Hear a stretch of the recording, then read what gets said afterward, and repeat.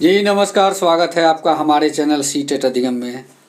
दोस्तों, आप लोग के कमेंट के अनुसार मैंने आज नीरज सर से बात की, क्योंकि बात करने का वजह ये हुआ कि आज पेपर में जो अपडेट आया हुआ है, ये ऑनलाइन मोड से बहाली प्रक्रिया जो है हो सकती है और होने की बात कही जा रही है। तो देख के बहुत अच्छा लगा कि चलो कम से कम ऑनलाइन मोड में तो आ गया कि फर्जीवाड़े पे कहीं ना कहीं अंकुश लगेगा।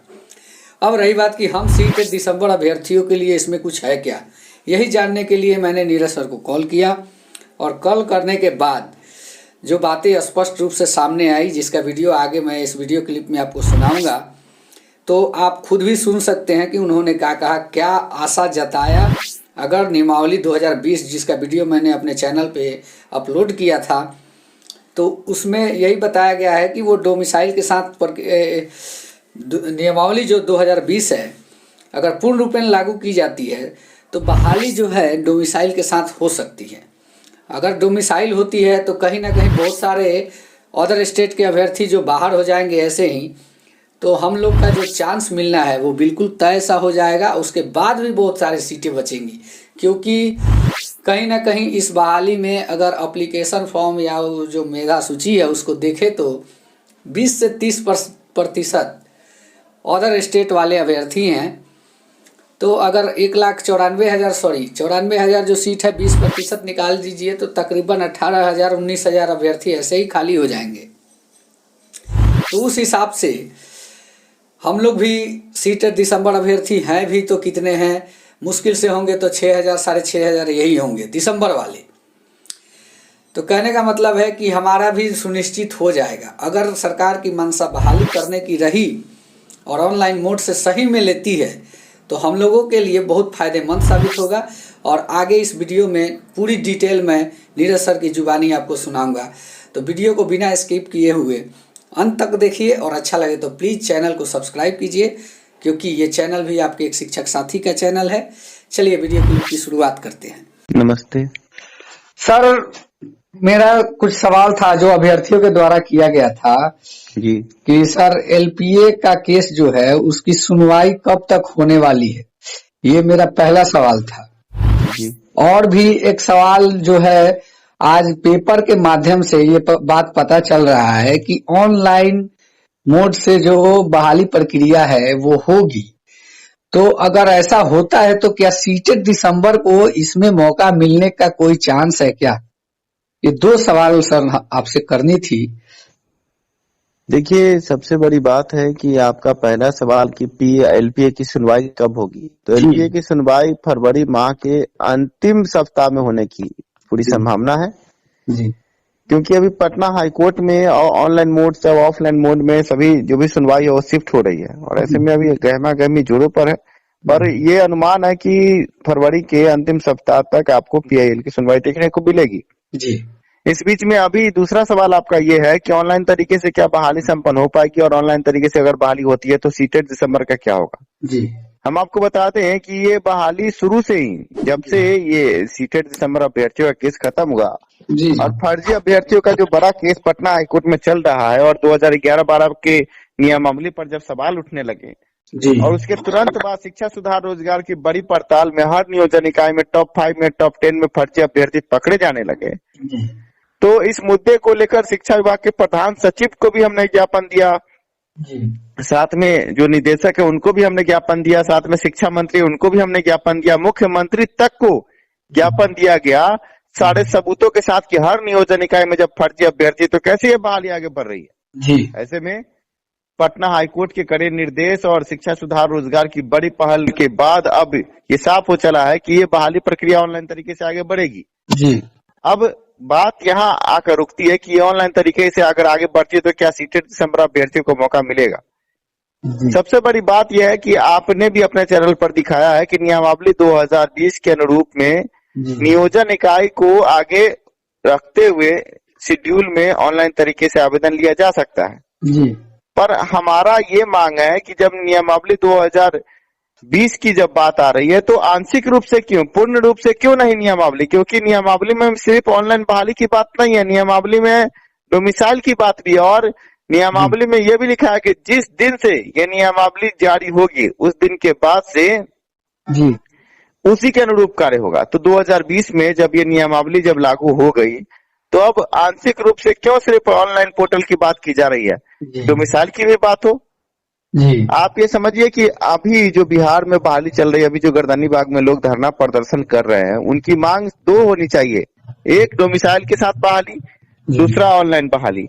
देखिए, ऑनलाइन बहाली की बात तो सरकार भी अब मान रही है। अब जो गर्दनी बाग में बैठे हैं, धरना प्रदर्शन कर रहे हैं अभ्यर्थी, उनको ये सोचना चाहिए कि अगर ये ऑनलाइन बहाली हो रही है, तो अगर ये ऑफलाइन तरीके से नहीं हुई, ऑनलाइन तरीके से हुई, तो इसमें तो अभी बाहर के अभ्यर्थी हैं, उनका पलड़ा भारी है हर नियोजन इकाई में। जी तो कहने का मतलब है कि ऐसी स्थिति में तो जो आंदोलनकारी हमारे साथी हैं, जी वो सीधे एक ही मांग रखे कि जब आप डोमिसाइल 2020 के हिसाब से ऑनलाइन बहाली की बात करते हैं, तो डोमिसाइल क्यों नहीं।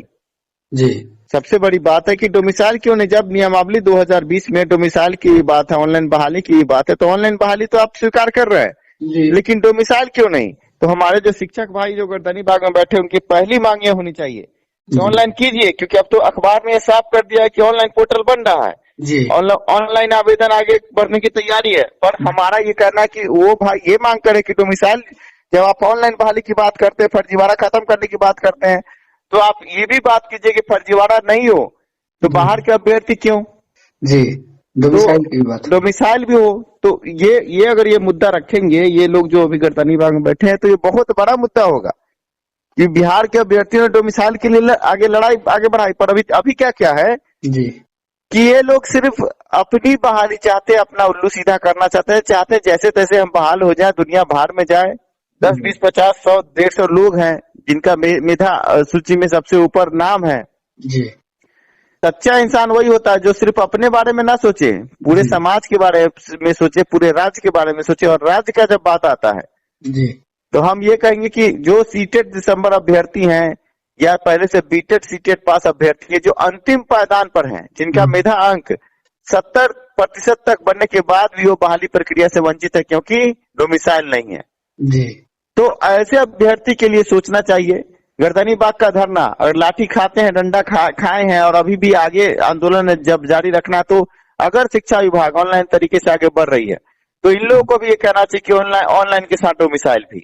जी क्योंकि अब ये साफ हो चला है कि ऑनलाइन बहाली होगी, तो ऑनलाइन बहाली में फर्जीवाड़ा रोकने की तो बात है, लेकिन जो मेधा अंक है, जो बिहार के अभ्यर्थियों का मेधा अंक होता है, वो कम होता है। लेकिन बाहर के अभ्यर्थी जो है वो सीबीएसई बोर्ड के स्कूलों से पढ़े होते हैं, और सीबीएसई बोर्ड में प्रैक्टिकल बहुत तरह के ऐसे प्रावधान है कि उनका अंक प्रतिशत हमेशा बिहार के अभ्यर्थी से ज्यादा है। जी तो हमारा तो ये मुद्दा होना चाहिए कि जब अंक प्रतिशत के मुद्दे पर हम इतने पिछड़ रहे हैं और बाहर के अभ्यर्थी हर जगह बाजी मार रहे हैं, 35% सीट पर ऐसे ही, अगर 1 लाख सीट होता है तो 35,000 सीट तो ऐसे ही बाहर के अभ्यर्थी लेके चले जाते हैं। जी तो सबसे बड़ा मुद्दा ये होना चाहिए कि आप ऑनलाइन कीजिए, डोमिसाइल भी रखिए, डोमिसाइल के साथ बहाली प्रक्रिया आगे बढ़ाइए।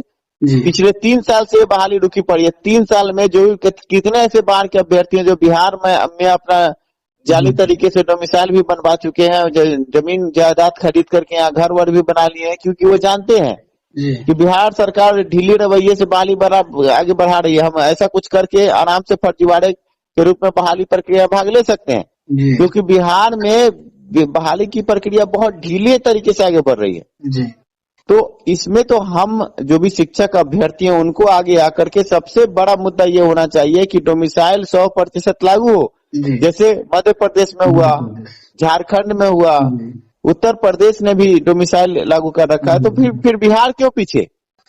जी सर, राजस्थान टेक में भी लागू हुआ है। तो यही हमारा कहना आपके चैनल के माध्यम से, अगर जो भी पहले से बीटेट सीटेट पास अभ्यर्थी ये आपका वीडियो देख रहे हो जी, तो हम उनसे ये निवेदन करेंगे कि जब सरकार ने कह दिया कि ऑनलाइन बहाली करेंगे जी, तो उनको अब ये मांग करनी चाहिए कि ऑनलाइन के साथ डोमिसाइल भी हो, और इस नियमावली को रद्द कीजिए, नए सिरे से सब कुछ लीजिए। जब सरकार, आप ये समझ जाइए कि ये लोग जो गर्दनी बाग में धरना कर रहे हैं, इससे पहले कंप्यूटर टीचर जो थे वो 300-500 दिन तक बैठे रहे गर्दनी बाग में जी, लेकिन उनको कुछ नहीं मिला। नीतीश कुमार के सरकार में हमने देखा कि 2017-18 में आंगनबाड़ी सेविका, सहायिका और एएनएम की नर्से कितने दिनों तक वहां बैठे रह गई, लेकिन उन महिलाओं को वहां रहने के लिए, खाने के लिए यहाँ तक कि शौच के लिए भी व्यवस्था नहीं थी। और हम वहां पर जाके मेरे चैनल के माध्यम से हमने कवरेज भी किया था। वहां अगर आप हालात देखते हैं 2017, 16, 17, 18 में जी इतने खराब हालात में एएनएम हमारी बहनें वहां बैठी थी और नीतीश सरकार की तरफ से कुछ पहल नहीं की गई। ऐसे में आप समझ सकते हैं कि अभी जो मुख्यमंत्री से जब सवाल पूछा गया शिक्षा विभाग के तरफ से कि ये बताइए कि अभ्यर्थी मतलब शिक्षा विभाग के नाम पर अभी पत्रकार द्वारा ये सवाल पूछा गया कि अभी अभ्यर्थी बैठे हुए हैं गर्दनी बाग में धरना प्रदर्शन कर रहे शिक्षक वाली पर, अब क्या बोलते हैं? नीतीश कुमार बोले कि ये सब अलग बात है, इस पर हम नहीं बोलेंगे। शिक्षा मंत्री का कल बयान देख लीजिए, उन्होंने कहा कि जब हम इस पर कुछ प्रेस कॉन्फ्रेंस करेंगे तभी बोलेंगे, अभी हम नहीं बोलेंगे। जी तो अभ्यर्थी ये समझ जाए कि सरकार शिक्षा विभाग आपकी नहीं है। जी और आप जो सोचते हैं कि सीटेट दिसंबर आपके दुश्मन है, सीटेट दिसंबर आपके दुश्मन नहीं है। जी दुश्मन आपके आप खुद अभी बन रहे हैं, क्योंकि आपने डोमिसाइल की मांग नहीं की है, आपने ऑनलाइन तरीके से सही तरीके से बहाली की बात नहीं की, आप सिर्फ नियुक्ति पत्र की बात कर रहे हैं। लेकिन अब वक्त आ गया है जब आपको समझदारी से काम लेना चाहिए। और बड़ी बात यह है कि ये जो गर्दनी बाग का धरना, ये धरना है या नौटंकी? जी हम ये बात अभी इसलिए कहना चाहेंगे क्योंकि आप समझिए गर्दनी बाग में ये धरना जो हो रहा है, इसमें विपक्ष के नेताओं को ये बुलाकर लाते हैं, भाषण दिलवाते हैं, पर ये बेवकूफ है क्या? ये नहीं समझते कि जहां विपक्ष खड़ा हो जाता है जी वहां मतलब सरकार अगर काम करने वाली भी होती तो नहीं करती है। जी आप ये समझिए कि अभी अगर ये कार्य अगर सरकार करेगी तो विपक्ष का सीधे तौर से नाम होगा। सरकार का भी ये नहीं चाहिए कि विपक्ष का नाम हो और हम काम करें। जी अभी आप किसान आंदोलन को देख लीजिए, वहां पर कोई भी राजनीतिक दल को आने नहीं दिया जा रहा है। जो भी किसान आंदोलन के अपने किसान नेता है वही आगे है, जी क्योंकि वो जानते हैं कि जिस दिन इसके राजनीतिकरण करेंगे उस दिन हमारा मुद्दा धूमिल हो जाएगा। और अभी वो जीत भी रहे हैं। जी तो इसी तरह बिहार के जो अभ्यर्थी जो गर्दनी बाग में बैठे हैं उनके कुछ नेता है, वो हम उनका नाम नहीं लेंगे, पर वो लोग जानबूझकर इसको राजनीति रंग दे रहे हैं, क्योंकि उनको ऐसा लगता है कि आरजेडी के द्वारा उनको टिकट मिलेगा, वो विधायक बन के लाल बत्ती लेकर घूमेंगे। पर 4-5 आदमी ही अपने आप को नेता बनाने के चक्कर में हजारों अभ्यर्थी की जिंदगी के साथ खेल रहे हैं ना। जी सही तो बात। अभ्यर्थियों को भी सोचना चाहिए कि कौन उनके साथ है, कौन उनके साथ नहीं है। कुछ अभ्यर्थियों को मेरी बातें कड़वी लगती होंगी, जी पर अगर दिल दिमाग से सोचे तो आप समझिए कि ये एक राजनीतिक रैली नहीं थी। आप समझिए जिस दिन इस पर लाठीचार्ज हुआ है उस दिन भी ये लोग आरजेडी चिल्ला रहे थे, नारा लगा रहे थे, आरजेडी के नेता आकर के भाषण दे रहे थे और वो यूट्यूब पर चल रहा था। क्या सरकार अंधी है? सरकार नहीं देख रही कि इसका राजनीतिकरण हो रहा है?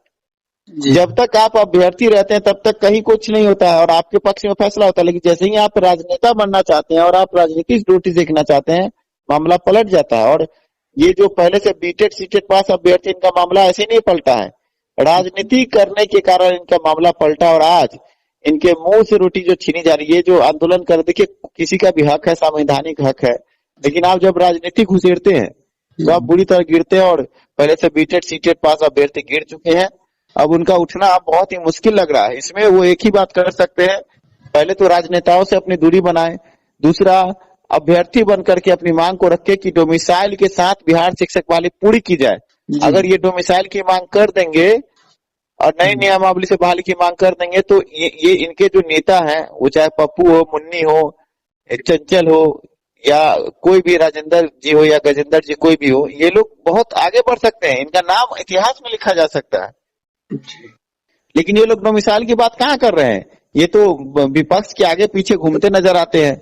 इसे तो आम अभ्यर्थियों को नियमावली 2020 को अगर लागू करने की बात की जा रही है तो इसको पूर्ण रूपेण लागू करने की बात क्यों नहीं की जा रही है? यही सवाल तो हमारा भी है इन आंदोलनकारी भाइयों से, बहनों से, और जो इनके नेता बने फिर रहे हैं, रोज यूट्यूब पर इनका वीडियो देखते हैं हम, पर बहुत सारी बातें, इनकी कमियां देखकर बहुत दुख होता है कि जब आप हजारों की भीड़ इकट्ठा करते तो हजारों की भीड़ को सही दिशा में क्यों नहीं मोड़ते हैं? आप एक शब्द में मांग करें कि नए शिक्षा नीति के साथ डोमिसाइल के साथ बहाली कर दिया जाए। जिसके पास मेरिट होगा वो अपना सीट जमाएगा, अपना सीट पर पैठ जमाएगा। लेकिन ये जो स्थिति अभी है, ये जो राजनीति रोटी सेकने के चक्कर में कुछ नेता लगे हुए हैं, मैं तो निवेदन करूंगा हाथ जोड़कर कि आप जब आप ये आंदोलन इतना बड़ा कर चुके हैं तो उस आंदोलन को सही रास्ते पर ले जाएं। जी आपको एक बात बताते हैं कि हमारे पास एक नाव है और हमें मंजिल का पता नहीं है, तो वो नाव पानी में जाते जाते डूब जाएगा, हम कहीं नहीं पहुंच पाएंगे। लेकिन अगर हम मंजिल को देख करके अपने नाव को आगे बढ़ाएं जी तो हम सफलता को पाएंगे। तो इनकी मंजिल होनी चाहिए डोमिसाइल, ऑनलाइन तरीके से बहाली हो, लेकिन जबकि अब तो ये साफ हो चला कि ऑनलाइन बहाली होगी। तो ये सीधे तौर पर एक ही मांग रखे कि जब आप डोमिसाइल की बात, जब आप ऑनलाइन बहाली की बात करते हैं तो आप डोमिसाइल के साथ बहाली पूर्ण करें, बस यही मांग होनी चाहिए। और ऐसे में सीटेट दिसंबर अभ्यर्थियों का क्या होगा? अगर डोमिसाइल और ऑनलाइन बहाली की बात होगी तो बिहार के जो भी सीटेट दिसंबर अभ्यर्थी उनको भी लिया जा सकता है, क्योंकि बिहार के अगर अभ्यर्थी को पूर्ण रूप से लेने की बात होगी तो जानते हैं इतनी सीटें हैं कि बिहार के अभ्यर्थी को लेने के बाद भी 10% सीट खाली ही रहेगी जी, अगर डोमिसाइल लागू होती है तब। लेकिन ये कुछ लोग जो है वो बंदर बाट करना चाह रहे हैं, अपना बहाली पहले चाह रहे हैं, तो वो गलत है, ये नहीं होना चाहिए। आशा करते हैं कि आपके इस ऑडियो वीडियो के माध्यम से धन्यवाद समझेंगे, हम जो बोल रहे हैं इसको समझेंगे। धन्यवाद सर आपका जो हमारे लिए बेशकीमती समय को निकाला सर। आपका भी धन्यवाद सर कि आप ज्वलंत मुद्दे को उठाते हैं। Thank you sir.